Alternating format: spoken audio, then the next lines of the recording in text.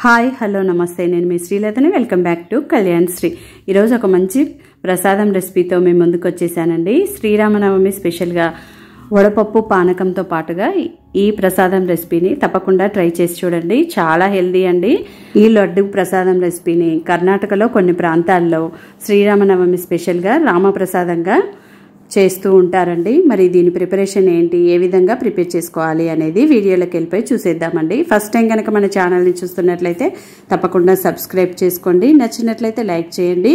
Friends and family మెంబర్స్కి share చేయండి. Skip చేయకుండా చూసేసేయండి. ముందైతే స్టవ్ ఆన్ చేసుకొని ప్యాన్ పెట్టేసి ప్యాన్ అనేది వేడెక్కిన తర్వాత 3 స్పూన్ల వరకు నెయ్యిని వేసుకొని నెయ్యి అనేది ఈ విధంగా మెల్ట్ అయిపోయిన తర్వాత 1 కప్పు గోధుమ పిండిని జల్లించుకొని తీసుకుంటున్నానండి.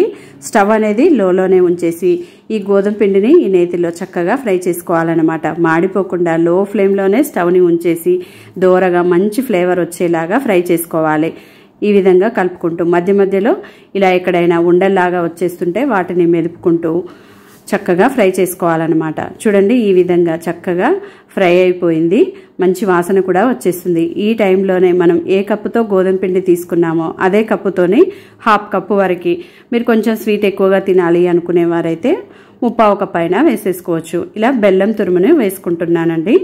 స్టవ్ అనేది ఆఫ్ చేసుకున్న తర్వాత మాత్రమే బెల్లంని వేసుకోవాలి. ఆ తర్వాత ఇలా పిండి వేడిగా ఉన్నప్పుడే ఈ బెల్లం అంతా కూడా ఈ పిండిలోకి బాగా కలిసేలాగా, బెల్లం ఎక్కడైనా గడ్డల్లాగా ఉంటే ఇలా స్పూన్తోని ఇక్కడ చూపించిన విధంగా మెదుపుకుంటూ అంతా పిండిలోకి కలిసేలాగా కలుపుకున్న తర్వాత ఒక బౌల్లోకి ట్రాన్స్ఫర్ చేసేసాను.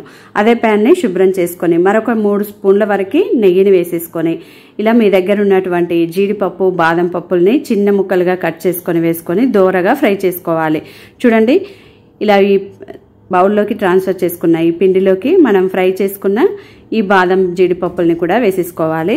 నెయ్యి అనేది వేడిగా ఉంటుంది కాబట్టి చేత్తో కాకుండా ఇలా స్పూన్తోని పిండిలోకి బాగా కలిసేలాగా కలుపుకోవాలండి. చేత్తో తాకగలిగేంత వేడిగా ఉన్నప్పుడు మాత్రమే చేత్తోనే లడ్డూలు చుట్టుకోవాలని గుర్తుపెట్టుకోండి. పూర్తిగా చల్లారిపోయిందనుకోండి అంతా పొడి పొడిగా డ్రై అయిపోతుంది. కాబట్టి కొంచెం గోరువెచ్చగా ఉన్నప్పుడు మాత్రమే ఇలా మీకు కావాల్సిన సైజులోకి పిండిని తీసుకొని ఇలా లడ్డూల్లాగా చుట్టేసుకోవాలి. చూడండి, చక్కగా రెడీ అవుతున్నాయి.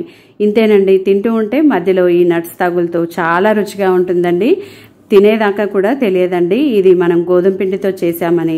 మరి మీరు కూడా తప్పకుండా ట్రై చేస్తారనే మీతో షేర్ చేసుకుంటున్నానండి. మరి బెల్లంతోనే గోధుమ పిండితో చేశాం కాబట్టి హెల్దీ కూడా కదండి.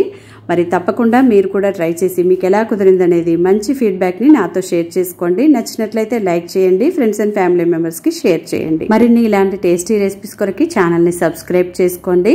Thanks for watching. See you in next video.